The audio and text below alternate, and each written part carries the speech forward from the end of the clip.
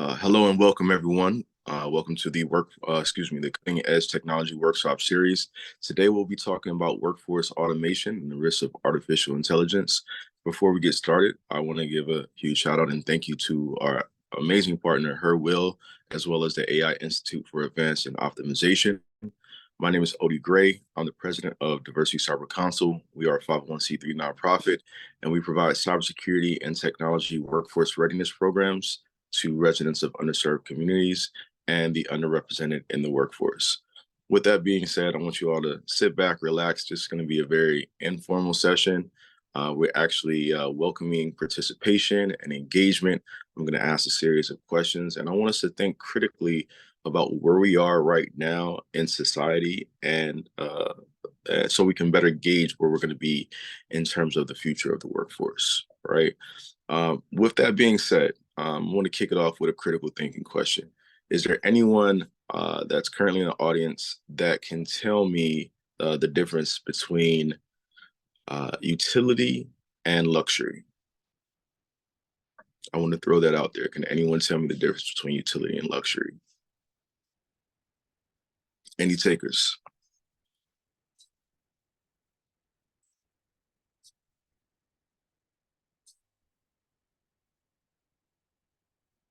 Utility is necessity. Yes.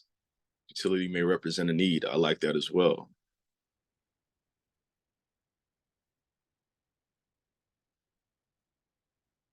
All right. So I asked this question because right now, in my opinion, I at least will say that we must learn how to invest more in the utility than the luxury of uh, of what we own and how we operate. Right. I think it's instrumental because while investing too highly in luxury, we lose the nature of the utility of the product or service that we're investing in. Right. And I mentioned this because we have to figure out how best to provide value, right? Whether as professionals, whether as entrepreneurs, how do we better serve and provide value versus being obsessed with luxury, right? And I use that as a segue to talk about workforce automation and artificial intelligence, right? So does anyone know what workforce automation is and how it may impact your future as new professionals?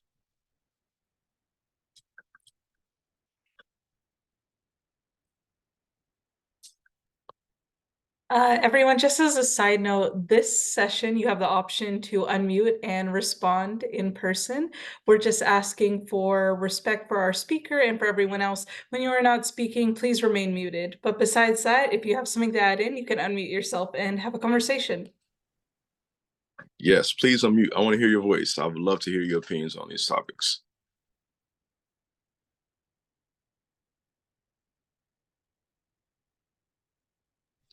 I would love the HerWILL team to be active participants on this conversation as well, please.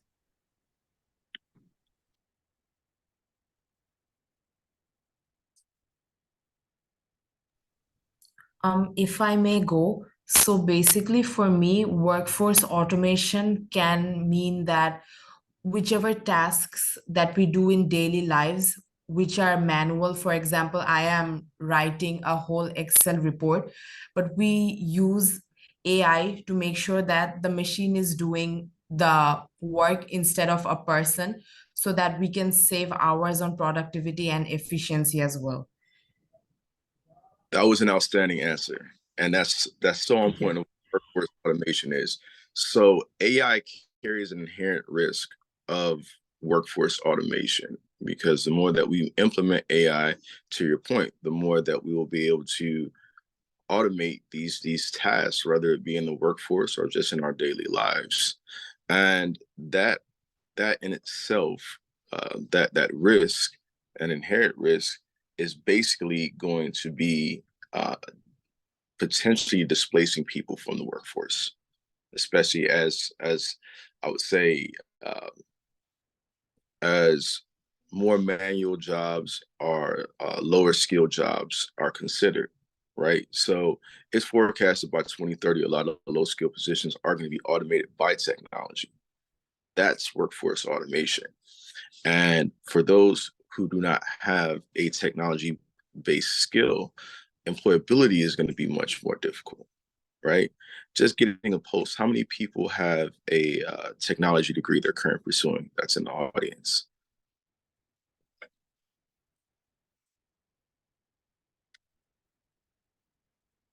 Anyone studying software development? Anyone studying cybersecurity? Okay, we have a few folks. That's good. So learning these skills and being able to leverage them in the workforce is what's going to be able to sustain your employability. As we see that society is changing, right? We see when we go to our local grocery store, we no longer have it's self-checkout, so we don't have the cashiers anymore. We see in warehouses, the people are also being replaced by systems and even robots at this point versus the people that used to work in the warehouses. And we're seeing layoffs start to be more and more frequent, right? So this is, I would say, in my opinion, just being able to drive the point home of how imperative it is to learn technology-based skills, right? Any questions on that? All right, let's talk about any fears you have in association with AI, right? Do you think artificial intelligence will be more of a complement to society or your career, or do you think it's going to be more of a detriment?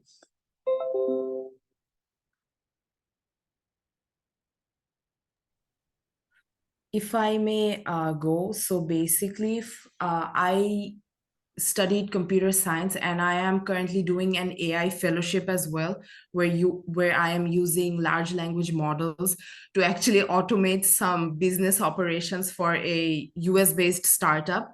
So when we were working on that product, so basically while it did kind of automate and help reduce the number of manual work that is being done, but even our stakeholders reached out to us that maybe they might lay off some people because the model that we made is doing a pretty good job. And so it kind of raises some sort of ethical considerations that from my side, that maybe I'm doing a good task, but at the end of the day, some people might lose their jobs. And also, while automation might be a good thing, especially for when we are using large language models, there can also be a problem, which might entail that it might give us wrong information or produce the dangerous information or even store confidential information into their systems. So is the usage of AI really the right path towards making our workforce more efficient? So that is something I constantly think about. Thank you for sharing your insights on that. And my response would be that AI, like any other technology or system, is a reflection of the owner's intent, right? And any software engineer knows bad data in, bad data out, right? So it really is about how do we design these systems, or how do we leverage AI to be able to be beneficial to the collective versus a subset of society, right? And that's where the power of diversity comes in. And that's where the power of inclusivity comes in as well, is we have to get everyone incorporated into the design of how AI is going to function and be incorporated and leveraged, and allow that to be the standard versus having these silos of how, with limited diversity and limited inclusion of how AI is being developed, right? Uh, with that being said, I would say AI has potential to transform things in a very positive way. Although there must be, I would say, there must be a transition plan, or there must be there must be a plan of action to combat a few of the risks, right? So even if you have a technology skill set, we'll say graphic design, we see that AI can be leveraged to create images, to create pictures. Or if we take it to a consumer level risk, we see that deepfakes, pretty much copying a person's likeness and voice, is something that's very much now real, right? And that's all through leveraging AI. So it's really being able to define what the potential harms are, then come up with solutions to control and reduce those risks. And I think a lot of that comes from the younger generation, which is going to be able to force will create a force of progression and transformation where things are going to be the future is in your hands ultimately, right? A lot of this technology is going to be inherent to your growth as a professional, and it's going to be pretty much a natural and an innate part of your lives. So your familiarity with AI is going just to feel natural, right? So with that familiarity, you're going to be able to build upon that foundation and create more equitable solutions. So I think that the long-term effects of AI will be highly positive, although this transitionary period, it requires a lot of critical thought, a lot of analysis of risk, and ultimately intervention to make sure that the adverse impacts aren't realized, mostly in relation to workforce automation, but of course other areas that we mentioned, like bad data in, bad data out, not having enough diverse representation, and the development of AI incorporated tools, and making sure that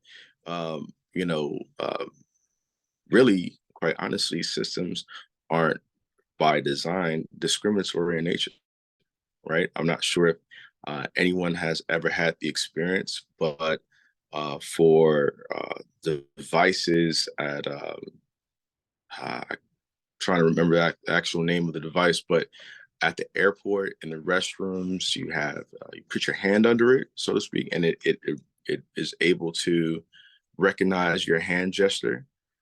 Well, a lot of that is different. It's a different experience depending on the color of your hand. So having a more inclusive or diverse team, or at least a more inclusive and diverse test pool, those type of misses would be realized, and then we're able to cover those gaps successfully, right? All right. So what else can we cover in terms of workforce automation and AI? Are there anyone with any specific questions that they've come to look to get answers on or better insights? Well, my name is Faisal. Can you hear me? Yes.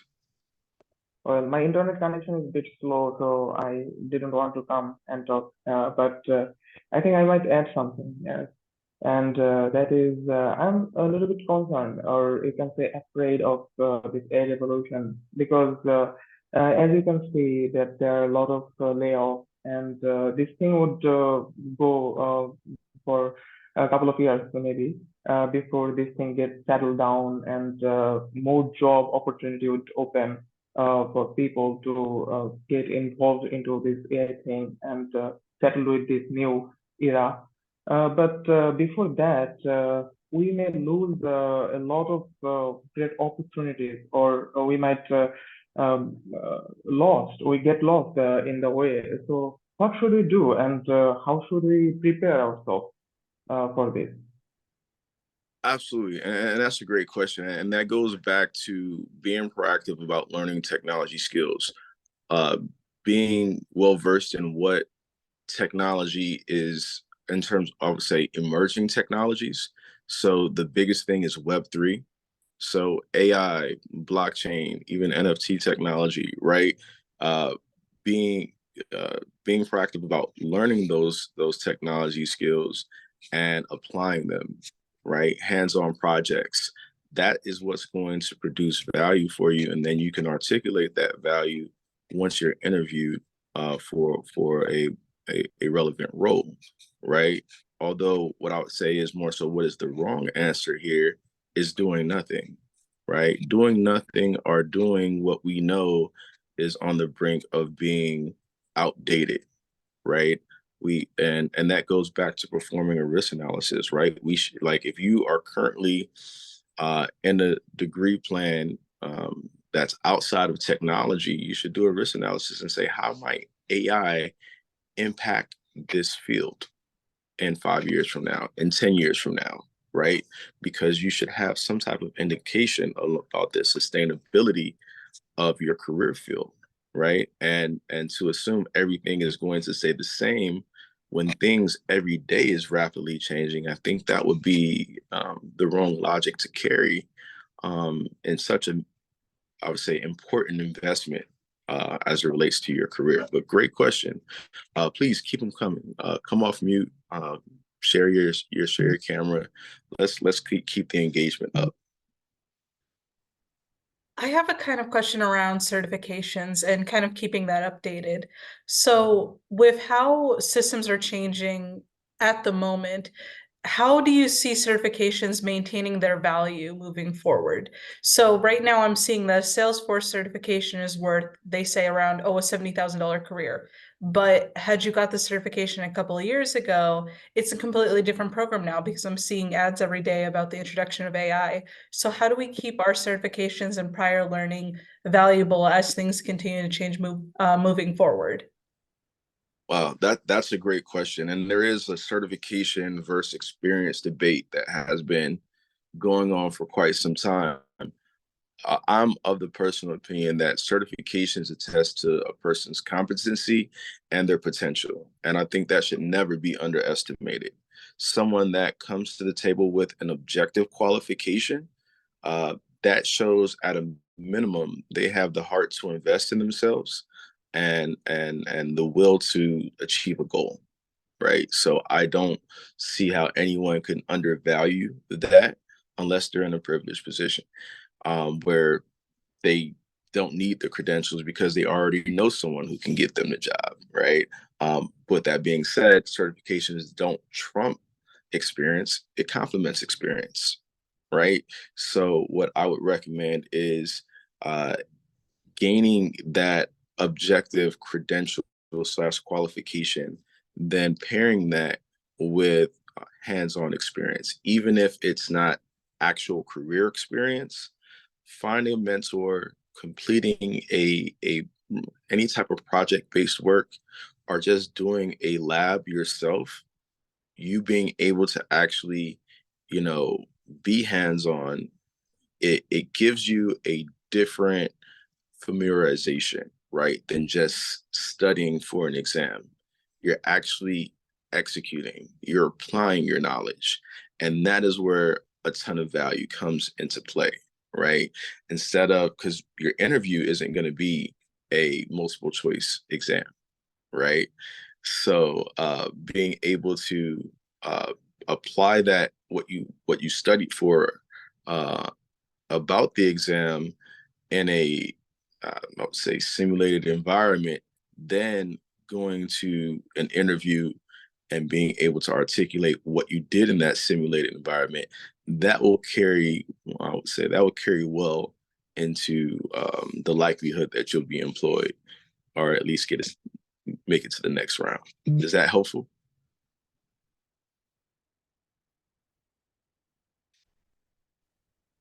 Hi, Odie. Am I Hello? audible? So I was listening to you this earlier response to Yasmina. You talked about that any person who is, sort of pursuing a degree or a certificate, and that has nothing to do with the AI or sort of STEM field, so they should really think about, how they're going to sustain themselves in the future. So that was something I felt like that you were really talking about myself. So I've recently graduated like 5 months before with a degree in social sciences, to be more precise, governance and public policy. But when I graduated, I started working, I realized that okay, it's all about skills now. It's all about AI and STEM and everything. So so I made a decision to myself, hey, why not learn some skills? And okay, let's try to understand that which part of STEM really makes sense to me, and which is something that I can, really grab onto. And I started working with HerWILL, and then the future goals sort of aligned with, hey, why don't I take my sort of, the undergrad degree with a master's that has something to do with STEM and AI, and sort of build on the skills. So basically the question is that if I apply, so this is what I'm really hesitant around this as well, that if I sort of apply for a master's as a social sciences student into a very STEM field, how would the university think of that student as? Like, I'm really hesitant about this, and I'm also sort of applying to USA for my master's. So like, can you sort of give me a bit of insights about this? And like, how do you guys see this kid who is a very social sciences background, doesn't know a lot about tech, and trying to jump into this? Anything would be valuable. I'm really enjoying this conversation, so I thought, why not really ask a very personal question? Thank you so much. Yes, if you can help condense your question just a little bit, I was just want to make sure that I target the appropriate response. Yeah, perfect. Why not? So a person who is like who have graduated with a very social sciences degree is trying to, get into a STEM or AI sort of a field, and they're trying to get their masters in that field. What do you think of that person as? Is this something feasible? Is this something the board of the admissions in the USA universities would consider as a good, candidate for their university? What do you think? What are your thoughts about this? Okay, I got you. So, it's my personal opinion. I think it's not only feasible, but it's something that will put you levels ahead of your peers, right? If there's anything you could take from this conversation, is that you want to be tech enabled, because that is business, right? If someone name me a business that isn't tech enabled and is successful, it's pretty challenging to do, right? Because all businesses incorporate technology in order to be viable, right? That is where we are. Um, I'm of the mind that that level of dependency isn't always good. You always want to have some type of backbone, but you know, we have to we have to realize where we are, and all businesses are tech enabled. So you as a professional being tech enabled or leveraging technology um, to better provide value to an organization, you can only benefit from that. I do also want to contextualize where we are at in AI right now. First, AI is not new, right? Artificial intelligence and the study of it has been around for decades. Yet we are beginning to commercialize it. But for any old heads like me, I see the current state of AI similarly to just comparing it to the video game industry of when Pong first came out, right? Pong was a game where you had a paddle on the left side of the screen and a paddle on the right side of the screen, and it would just keep hitting this ball back and forth, right? That was in the late 70s, 80s, possibly. Fast forward to now, you have video games like Call of Duty that look hyper realistic, right? So I think that we are still in the very rudimentary phases of AI commercialization. You guys have to really consider the more that AI learns, the more uses we will find for it, to the point, I mean, honestly, in the next 10, maybe 15 years, robotics will play a very regular role in how society operates, right? So it's very interesting, and you always want to prepare yourself for what's next. And I think being a tech-enabled professional, regardless of your industry, will only give you a leg up. Is that helpful? Yes, it was really helpful, and I think I really got some point out of it, and I mean, it was encouraging. I'm really gonna pursue this. I've been really feeling hesitant to really put it into practice because I was thinking that it might not work, and I might be wasting my time and everything. But yeah, thank you so much, Audie. Absolutely not a waste of time. And courtesy of our partnership with HerWILL, all the attendees that's participating today will receive a Google Coursera scholarship. So even if you do not have a technology degree, you'll have a scholarship to be able to participate in a Google Tech Coursera program covering everywhere from software development to cybersecurity. So that will be an incentive of just being able to join today's workshop and show appreciation to you all and investing in yourself. Uh,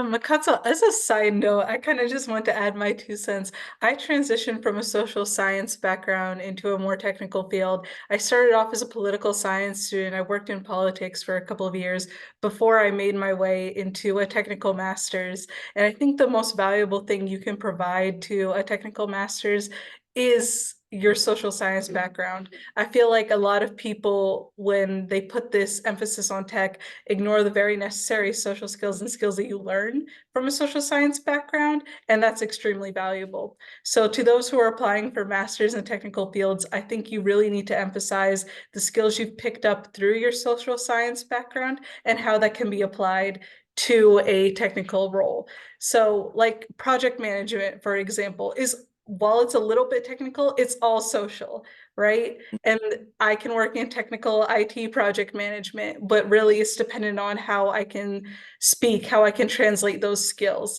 What a lot of US universities are looking for is someone who can talk about what they learned before getting this degree and how this degree can help amplify what they've already learned. So don't think of a master's as in, oh, I need to do everything brand new, but just an additional step into like the staircase of learning.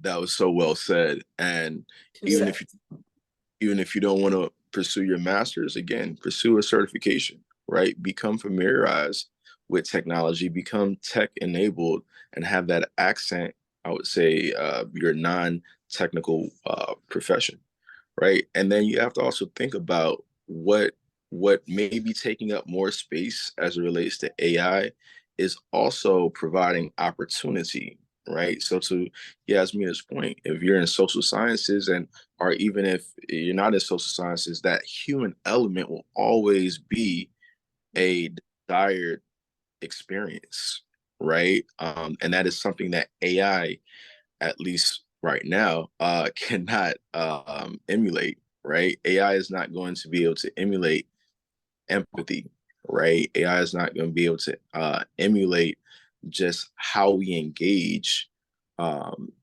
our dynamic of engagement as human beings, right? So that's keep in mind. Work on your soft skills, work on your leadership skills, and think about all the holes in AI as it relates to the human experience. And the more that you increase and refine that skill, well, that's something that AI cannot do, right? Creativity itself, right?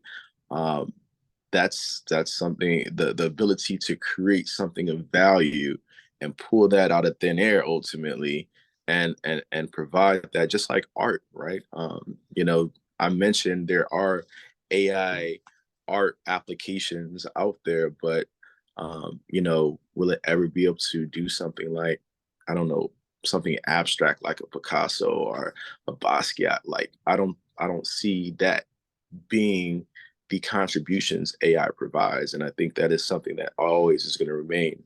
The arts and humanities is always going to remain a um, a a uh, a human contribution, right? Yeah. what else we have in terms of questions? What's on everyone's mind? Let's keep it going. So Odie, with regards to the example you gave during the beginning of the session, that sometimes the detectors cannot detect the skin color and maybe the syncs might not work. So very recently on Twitter, I was reading this tweet that one Stanford professor, he tweeted that they did a study where they were trying to check AI plagiarism on essays written by people whose native language is English, and also from people whose second language is English. So, as coming from a background where our second language is English, and also applying to my master's as well in the US, uh, with regards to checking for plagiarism, whether an essay or an article was written by AI, what sort of regulations do you see coming when it comes to checking for plagiarism of that sort? And how can we sort of cut down this discrimination that based on the plagiarism that happens when we are checking, that it was seen that the ones whose essays were written by people whose second language was English, those had a higher percentage of AI plagiarism compared to the ones whose native language was English. So, what sort of directions do you see in the future where we bring in proper measurements or regulations when it comes to AI plagiarism? And how can we reduce this sort of discrimination? Very, very great question. So there are current technology solutions that detect AI plagiarism, or when AI actually writes an article or a document. Uh, they may not be in wide use, but they do exist. With that being said, that is I would say, not just consequence, but the impact of an emerging technology, right? Where it hits the market, and then the ripple effect and waves that it creates of, oh well, now that this exists, where is the system of checks and balances, right? And again, not to sound too super old, but I remember a time when I was in school where we didn't even have internet, and we had to leverage encyclopedias in order to do our research, right? So like, I'm just thinking about in my lifetime how I seen such a vast leap of having to perform such research and due diligence and conversion of that knowledge into how I interpret it, and then have that create my report, to simply being able to go on a computer and type, tell me everything you know about artificial intelligence, right? And artificial intelligence will give me a report about artificial intelligence, right? So the industry has yet to catch pace with AI. And what I will share with everyone is that we are going to continue to see emerging technologies have that effect, not just AI, but others, blockchain, right? Other Web3 technologies, where it's going to seem like every quarter, oh, this thing is new and it's completely changing how we operate, right? This is just, it's going to be very, very common in the next, I would say, honestly, 2, 3 years. By 2030, it's going to be such vast differences to what society looks like now compared to what it's going to be in 2030. So what I'll say is, the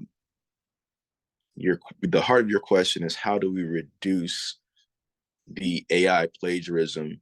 And honestly, it's those standards and regulations and compliance has to come first with the academic institutions, who's again able to assess the risks of how that's affecting the learning path of their students and scholars, and then taking intervening action and implementing controls to reduce that effect.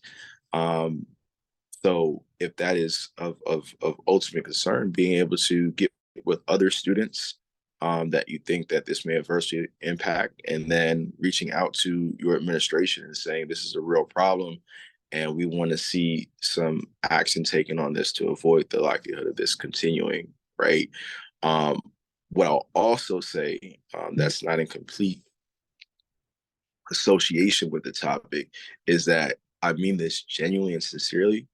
The future is yours, right? The future belongs now to the younger generation.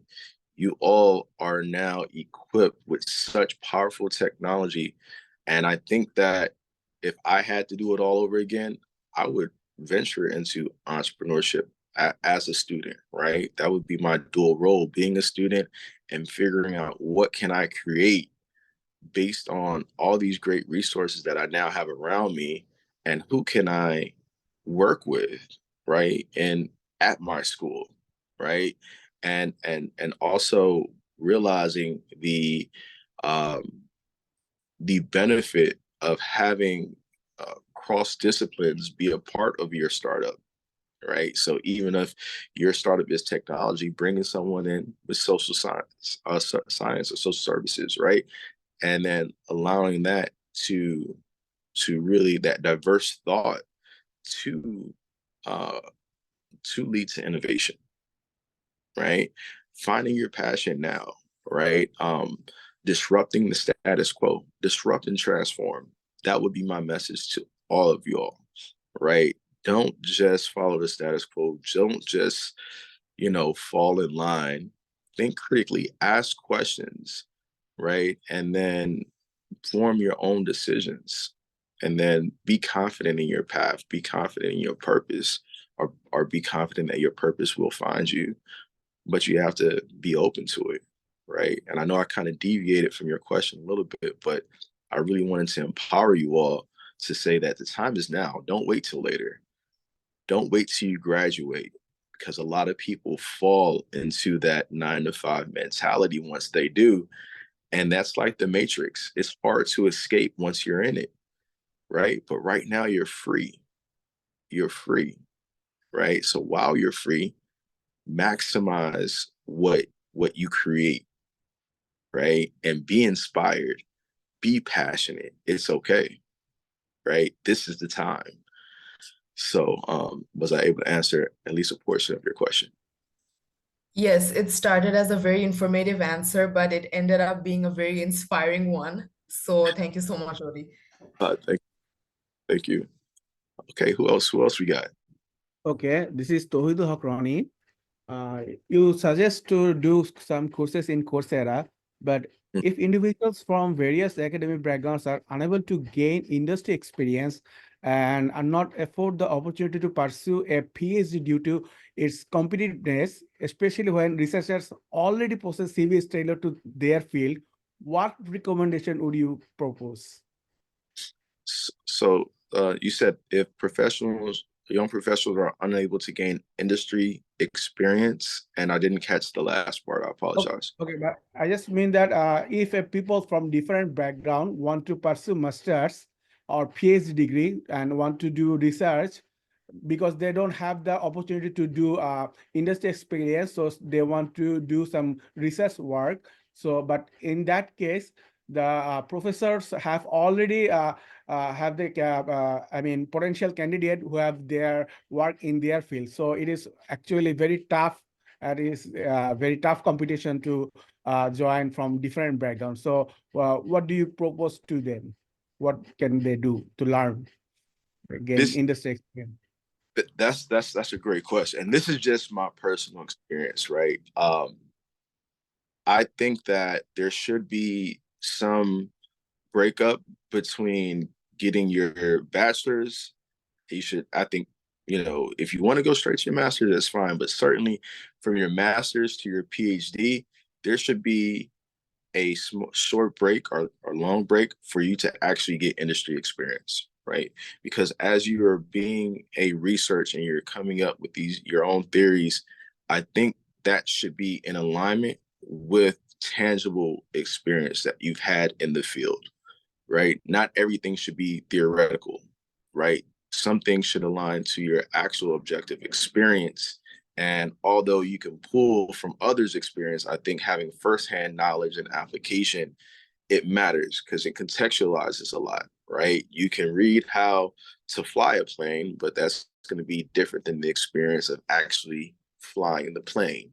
And I think that when you go on to do research, having that personal experience, I think it absolutely matters. It does matter a lot. So even if you don't work in industry, if you want to work intern, if you want to work for a nonprofit, there are always opportunities out there. It's really just being very resilient and very determined, right?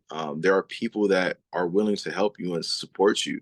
One of the biggest things that I had to learn in life is that it's not rejection, it's redirection, right? And the faster you get a no, the faster you could be on your way to getting a yes, right? So one other thing I want everyone to pull from today's workshop is not to internalize no, right? You are constantly being led to what you truly desire in your heart, as long as you let go of what no longer serves you. And those no's, they no longer serve you. They just redirect you to go to another place. So let that fulfill you, right? Let that empower you to say that, hey, this situation is not for me. Let me go where I'm of value, right? And let me congregate with other people that see my value and that reciprocate my value. I would love if there's anything you take from today's conversation, but that it should be that. If I may add to that, Odie, to your question, whoever asked for the research question. So we work with a lot of universities, and one of the things that the professors tell us is that they understand that a lot of countries and educational infrastructure do not provide research opportunities, although that is a number one requirement to get into a prestigious or even, not so prestigious PhD program that you guys are looking for.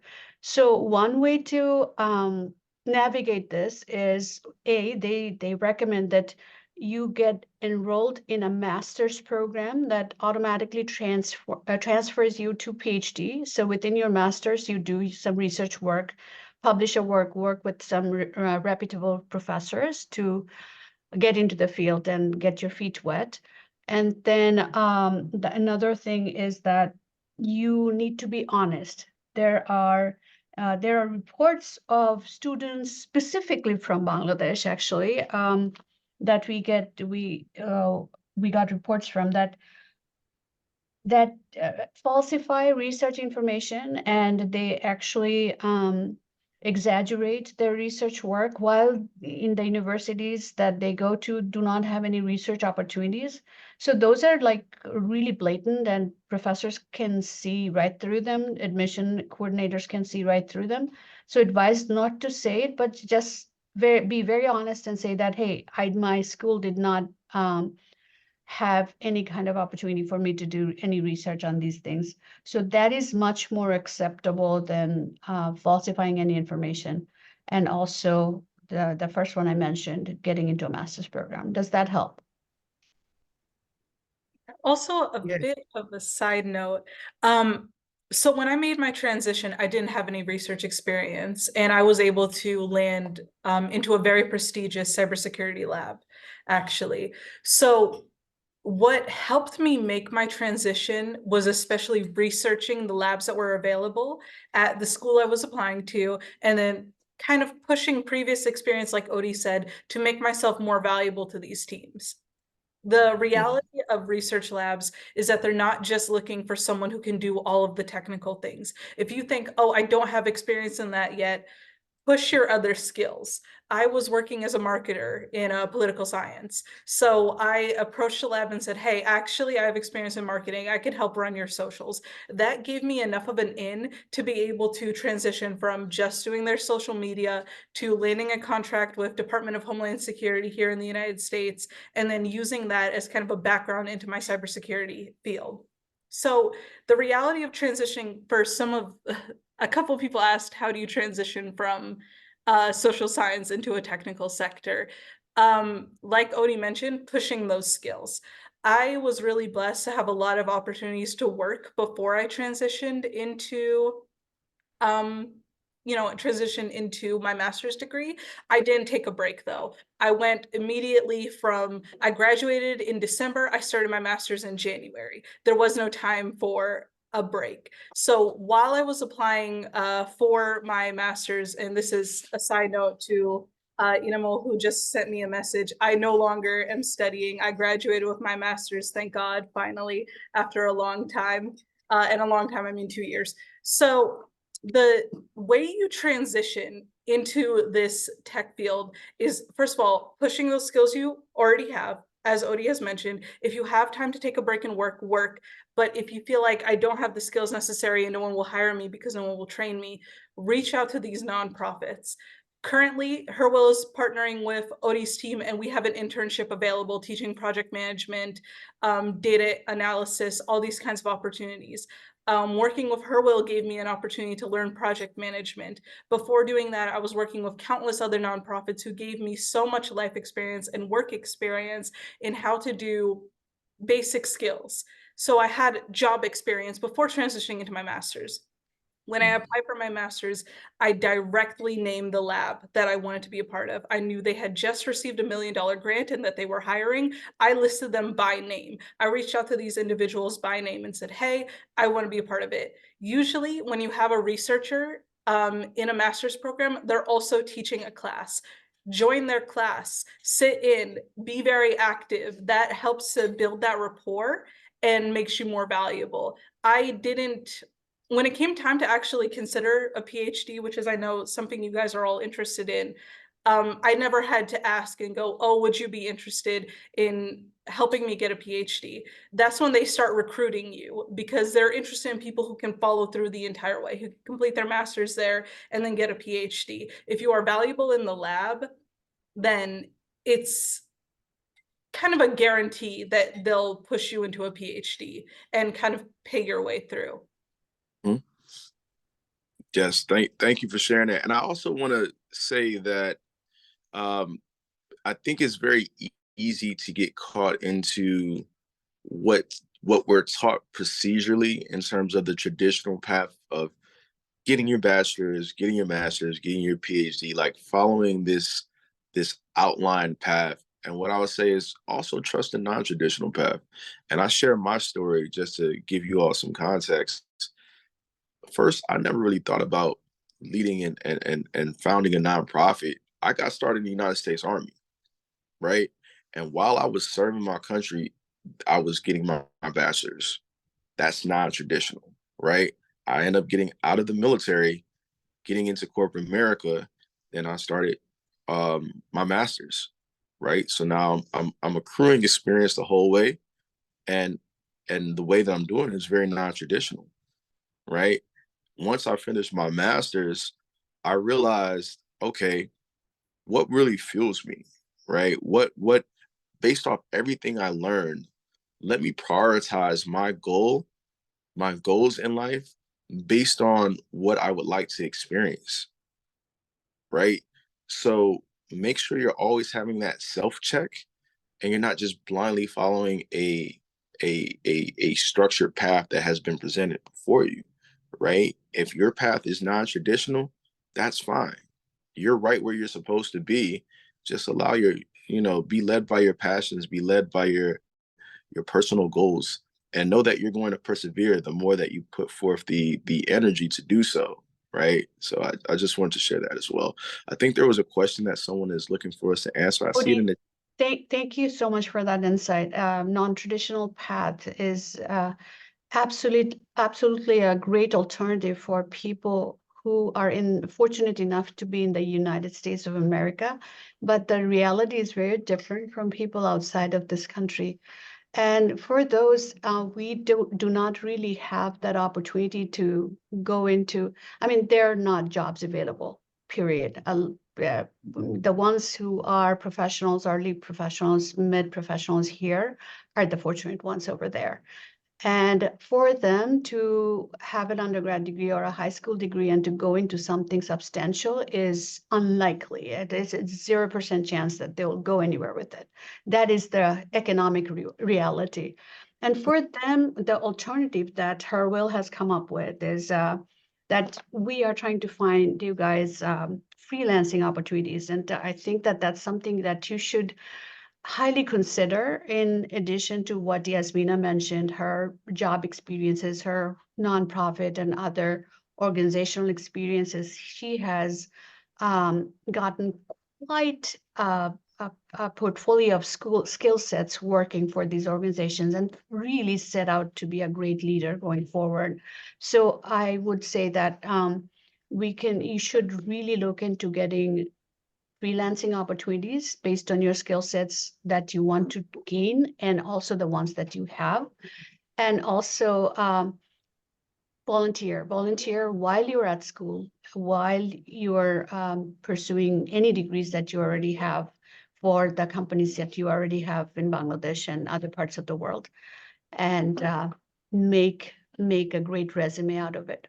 But also, yeah, to Odie's point, entrepreneurship and other kind of opportunities in a non-traditional way is also, very lucrative. Mhm. Anyone have any other questions?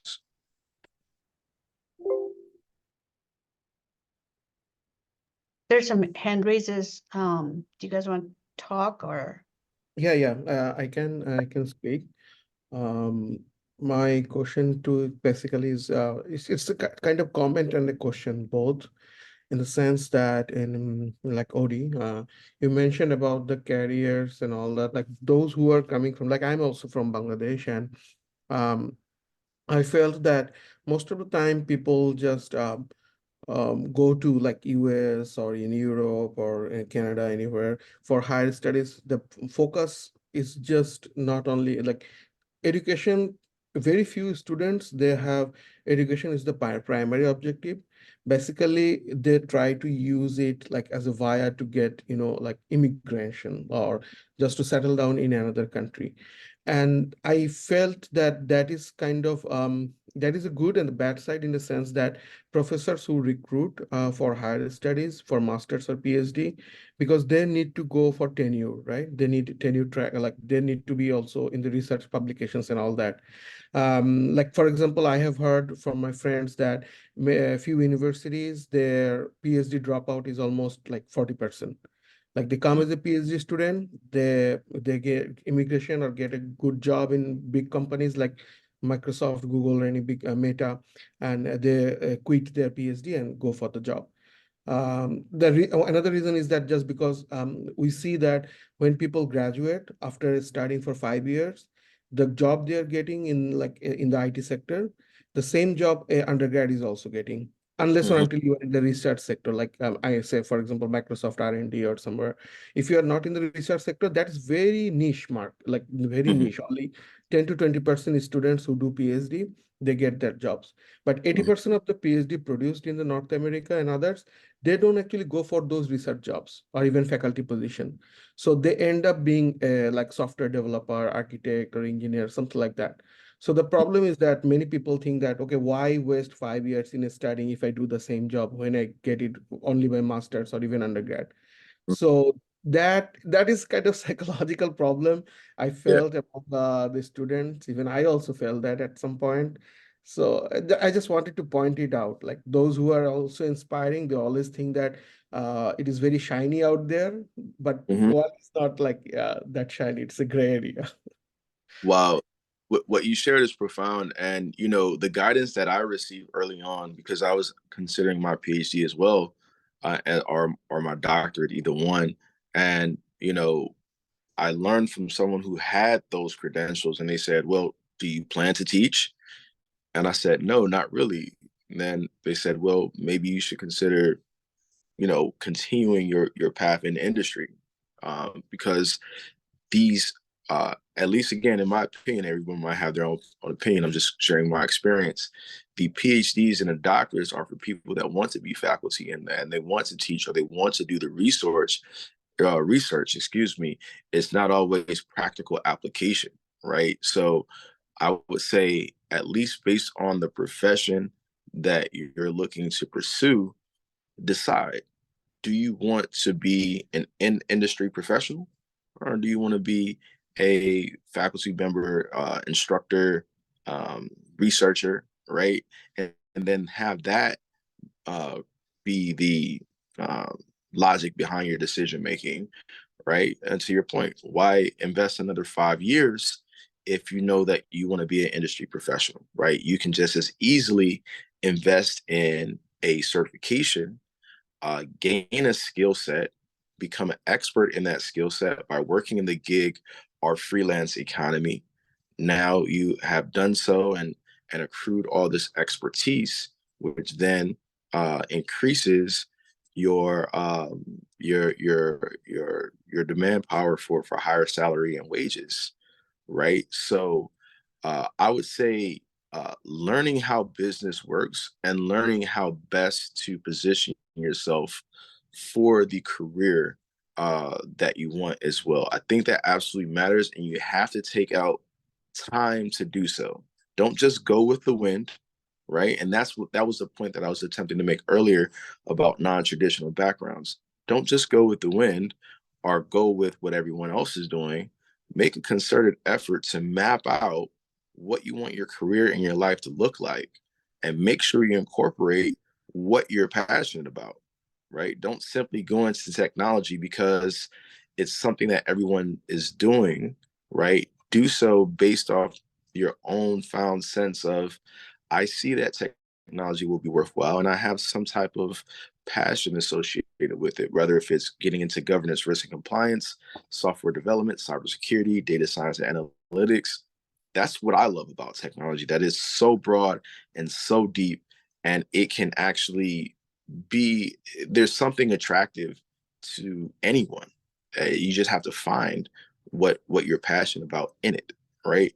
So I hope that I was able to add to your comment. Yeah, that makes sense actually. Yeah. But that's the reality. I mean, all we are hearing, and I also believe that like um, your passion is the most important thing. But eventually, even though you get a job or make your career where you just because you go with the flow, eventually you will get frustrated at some point, and it will feel bored in your job. You will not be get promoted and all that because you are not performing well, so low morale and everything. So at the end, I mean, satisfaction is the most important thing. Yep. It is. It absolutely is. And that's why I mentioned now is the time while you're students to truly find yourself and let that discovery be the roadmap of your career journey, right? Like, ask questions, get with other people, try new things, create new things. Like, do that now while you're a student, because once you enter the field, you have a 9 to 5 and you have commitments, and you are going to end up having a family, and it's going to be such a short space for you to try new things, right? You're going to be more concerned with um, you're going to be more concerned with security, and risk aversion versus trying new things, right? At least that is, I would say, the common path for most people. So try new things while you're currently a student. Who else has any other questions or comments they would like to share? I had a question for you. So, uh, before I ask my question, I wanted to add something what you, Yasmina, and Farhana has already said. So, for all the students who are hoping to get PhD or master's offers to the United States, so I'm also from Bangladesh, and what I did was I knew that research opportunities were sort of non-existent in our country, especially when it comes to AI or any type of related computer science fields. So what you can do is basically reach out to all the professors in your universities and tell them that you're interested in working with them. So that actually helped me work with some of my professors in my university, and that led to a 2-year work, and currently I have a paper published in Nature. Other than that, there are a lot of international fellowships which take a lot of international students as well, where I got the opportunity to work with researchers from Harvard and Stanford, which also helped me land a remote research internship at Harvard University as well. And other than that, you should definitely go through LinkedIn and see. Usually, professors are giving out forms or notices that I'm looking for interns. So please shoot me an email on which topics that you are interested in. So these are some things that you can work on to make sure that you are building a rich and relevant profile for your master's or PhD applications. So with following that, Odie, I wanted to ask you, when I want to get relevant experience regarding to AI and its ethical considerations, what sort of experience would you say is the most relevant or help me get the most information or become a major contributor in this field? Will it be a PhD? Will it be a job in the corporate world, or will it be entrepreneurship? In my opinion, again, it would not be a PhD unless you're trying to do research on AI, right? Or unless you're trying to provide instruction on AI. The best way to gain, I would say, value in terms of application for AI and being able to implement and integrate artificial intelligence is in industry, right? And to Farhana's point, I recognize the opportunities in Bangladesh may be different than the U.S. With that being said, I would, to her point as well, consider the gig economy. But before you go to the gig economy, build your competency of artificial intelligence through um, you know boot camps, through getting a mentor, through whatever resources that you have available to you, right? And there's tons out there. You can even join a AI working group, right? Tons of professionals who are highly interested and passionate of AI meeting every week or every month, right? You can start there and that would be free, right? What the main thing I would like everyone to consider is that what you put in, you will get out, right? Um, very, very few times are things just handed to you on a silver platter, right? You have to do the due diligence, you have to do the research, and you have to show up, which is half the battle, right? So put yourself in a position to be successful by going to that forum and networking and putting yourself and your intentions out there. Hey, I'm new. I'm very interested in AI. I see you all have this forum. I've been participating for the last few weeks. I like to ask some questions. Which members are actually professionals that you know that have a role in artificial intelligence? How did you do that? So asking critical questions about to the people that that have a role that is now your goal, right? Gaining those insights, then incorporating them into your movement, right? But the short answer to your question is, in my opinion, the in-industry approach is the best way to gain functional knowledge and subject matter expertise in artificial intelligence, even over entrepreneurship. I leverage my corporate experience and my educational experience to build my foundation for entrepreneurship.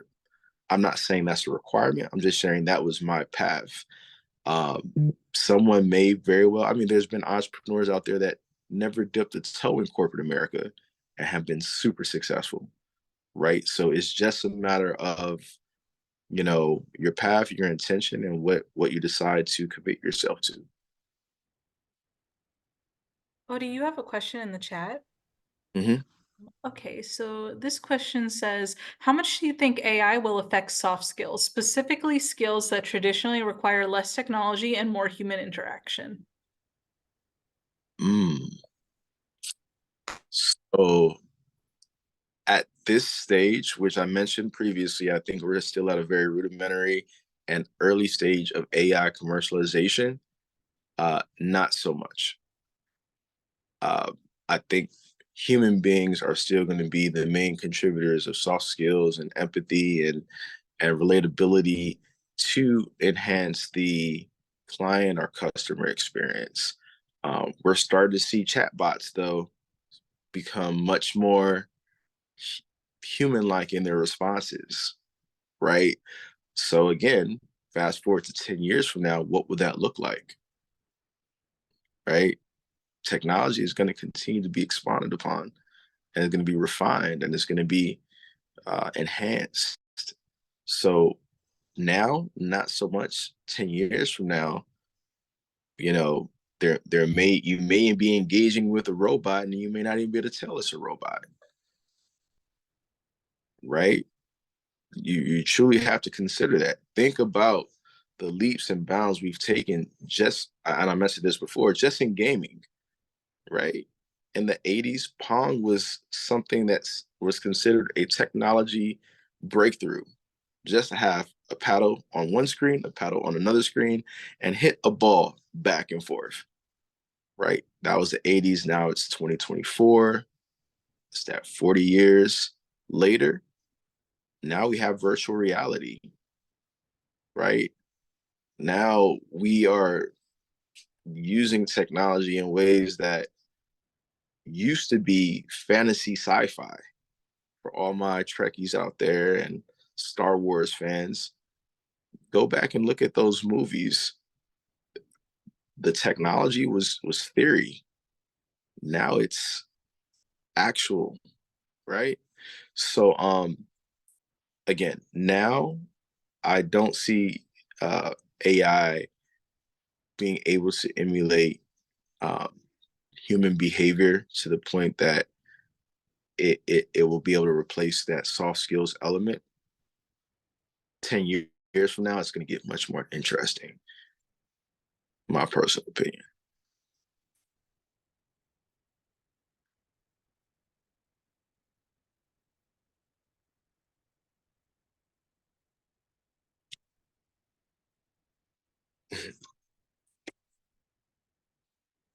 Any other questions in the chat or any other questions anyone has? We have a really interesting question, actually, that I'm kind of staring at. So Cycle asks, currently, I'm working as an engineering manager. I want to transform myself to an AI product manager. What should be my roadmap? And they're currently working as an engineering product manager, working with cross-functional teams like developers, QA, BA, overseas in the end-to-end process. I have some thoughts on this, but I really want to hear yours. Yes. So they're already a product manager or product owner. Product manager. Okay, as a product manager, we already have the core skill set. So you already know about agile development. You already know about, sprints. You already know about engaging with cross-functional teams. So really, you're taking your main skill set and then just applying it to a different technology, right? Which is artificial intelligence. The development cycle is relatively the same. Engaging with the teams on requirements is relatively the same. The QA process is relatively the same. It's just the technology is changing. But I would love to hear what you have to say too, Yasmin. Like, what's on your mind? I think you're definitely right. It's the same general idea. The question is just regarding your transition. Okay, you can answer in the chat, but do you have any basic like AI certifications that you've taken already, or what certifications do you already have? Mm. On that note, familiarity with AI concepts, terminology, principles, that is what you will want to um, learn, right? Because same thing with software development, depending on the coding language, you engaging with the engineers, you want to speak their language, right? You want to derail the meeting based on asking questions like, hey, what does that mean, right? Like, you want to come in there with some functional knowledge and be like, okay, I can lead this team to deliver these requirements because I understand their flow as well as their language. Definitely. Because what I'm seeing right now in the job market is more of an interest in AI certifications, but also regarding project managers, right now there's a peak in interest in Salesforce AI. So Mm. I don't know if you've seen the commercials, Odie, but Salesforce has been every day I'm getting a new AI commercial that they're like building this whole new program, but they just released a new certification specifically focused on AI. And I think that would be such an interesting thing to help with your transition because it just goes to show that you're already ahead of the technology as it comes out. And then it's just how you market yourself. If you already have the skills, you just would, I think, rework your resume, kind of highlighting your, kind of, I'm trying to think of the word. Okay, rework your resume to highlight your background, specifically in project management, but also related to AI, and then just advertise yourself that way. Just redo your whole system, and you can use like ChatGPT and other methods to do it for you. But I feel like you have such a solid platform. From here, the transition should be significantly easier. Yes, I agree. You have that foundation, and you don't have to become a complete subject matter expert in AI, but learn the fundamentals, familiarize yourself with the concepts, with the principles, and you know, even challenge yourself to maybe write a white paper or host a workshop. I think that goes over well in just exercising your skill before you're in the role, right? That's the other part. And for Hannah hit on this as well earlier, like um, gaining experience, even if it's unpaid, um, is still a value, right? Mhm. Because finding yourself to be that professional that you're envisioning. I'm not saying be unpaid forever, definitely not advocating for that. But until you get to a place where you are a subject matter expert, or you were able to acquire that skill that you didn't have previously, it may be worthwhile, right? Versus just self-study, right? I would go as far as to say I've done that, right? Where, you know, I had to make myself useful to show that, okay, I have this cybersecurity skill, but now I have to apply it. Maybe I have to take a job that isn't the most highest paying, or really proportioned to what I want to earn at this moment. But what I'm going to gain from that job is experience and skill refinement. So now I can take that, leverage that to what I would really like to do. So I really want to just kind of stress the importance of that is leverage everything as a stepping stone to get to your higher self, right? So You also have a question from Nuha in the chat. She wants to know what inspires you to found the Diversity Cyber Council. wow.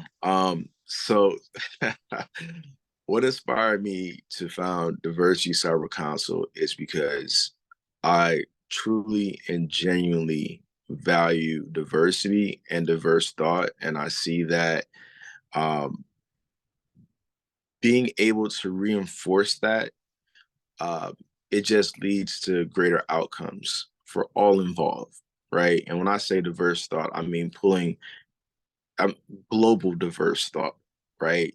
Us all being able to come into a room and consider how can we make X better for all of us, and everyone's voice feeling empowered and feeling like they have a contributor role to the solution. Like we, if we're able to make that our new standard for our major corporations, where it's just like, let's bring in people from all different walks of life, different cultures, and make sure that we design our teams with that intent in mind. The products that we create, the services that we create, and that goes back to what I was saying earlier of the difference between luxury and utility. We want to have high utility, right? Not just high luxury. So and then I was actually going to map that to saying that, beyond being a great salesperson, you want to be a person that distributes high value, right? And I think the highest value is being able to lead with diversity and inclusion and empower people to share their experiences and allow that to be the foundation of what we create to solve problems.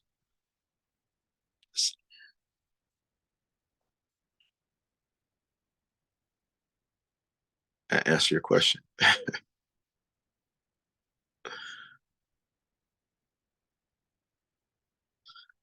All right. I think we are almost at time. So I want to thank everyone again for sharing their time with us and participating in this workshop. Again, you all will be receiving Google Tech Coursera scholarships for participating in this workshop, courtesy of HerWILL and Diversity Cyber Council.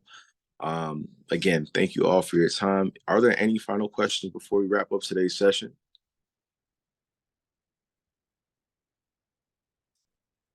Oh, you just got a question in the chat. Okay. All right. So, a question in the chat. It appeared. Okay. Recently, we've seen the Hollywood strike, and one important concern was that background actors were replaced by AI generated images. Do you think this is some kind of big movement awaiting for human rights? 1000%. 1000%. Not just in relation to AI, but technology overall. We mentioned deepfake videos. It should be a serious concern that I don't think enough attention is being given to. We can literally imitate a person's likeness and voice to do whatever we want. A deepfake just came out of the president, right? I think a week or two ago.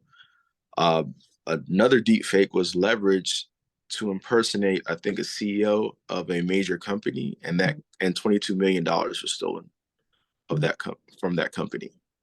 So this is advanced social engineering, right? So we have to be able to create not only the ethical standard, but also the legality standard around artificial intelligence, emerging technologies, and cybersecurity in particular, because the risks are continuing to increase, and without that focused intervention, it can it can not be so good. I put it like that.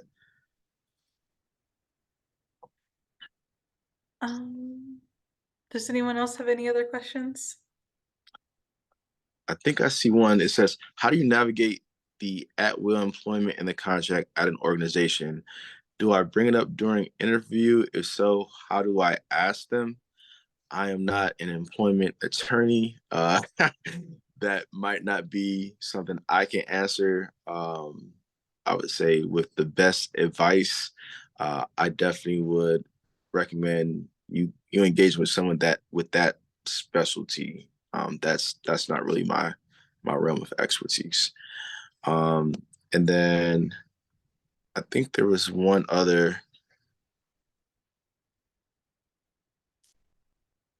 I thought I seen one other one. Okay, how much do you think? Oh no, I think we did that one. Okay, I think we covered them all. So again, thank you all for your time. I really enjoyed today's session and the questions and the engagement and the participation. That matters so much. I wish you all the very best on your journey of finishing up your degree, and feel free to reach out to HerWILL if you're interested in some internships and getting that experience that we mentioned. It can only help you, right? So definitely give it a high consideration. Yasmin, I'll let you go ahead and close this out. Really quickly, everyone, if you all could just get on camera so that we can do our screenshot. You guys know the drill. Everyone just turn on your cameras, smile, and then a member of our team will be taking care of that. Okay, we're just gonna give you guys a minute to hop on camera. Oh, so many smiling faces.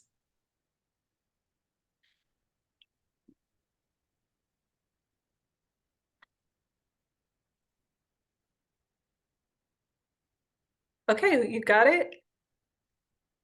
Thank you, Makadza. All right, everyone. Thank you so much for joining in today. Thank you for your outstanding questions. Like Odie said, we greatly appreciate your active collaboration. It's been so fun. Besides that, thank you again, Odie, for coming forward and doing this presentation. We greatly enjoyed it. One last thing, the feedback form is in the chat. I highly encourage everyone to go ahead and fill out this form. Like I say every single time, your feedback is important. It matters to us, and we want to make sure these workshops are the best that they can be. So it does matter to us. Thank you so much, Odie. This has been such a great session. I really appreciate you for being such a great partner to us and imparting your insights with the group. So they really appreciated it. So we are going to hoping to see you soon sometime. Absolutely. Thank you as always, Farhana. Thank you, Yasmina. And I appreciate everyone in the audience as well. And best of luck to you. Thank Okay. you, Odie. Bye, All right, for the rest of the audience, thank you so much for joining. We have 2 more workshops coming up this week. Those of you who are interested in starting your own startups, entrepreneurship in tech is going to be big on, is it on Friday or? No, entrepreneurship in tech in next week, next week. but This upcoming MIT, week. yes, MIT MIT. taught by a woman researcher who is going to be mind-blowing. We're talking about large language models. Is going to be amazing. So please join and spread the words. Ask your friends and colleagues to join, and it'll be just very exceptional. Yeah, I'm really excited for this upcoming session. Like Farhana said, we have a current MIT researcher, and if you guys have questions, and then also if you want to find someone, this is a great way to connect. So I highly encourage you guys to show up and then use this opportunity to connect on LinkedIn. And if you have questions about research, I think that would greatly help. Just putting that out there for anyone who is asking. But besides that, I'm hoping to see you guys really soon. Other than that, you're all free to go. We'll see you on Friday. Bye, everyone.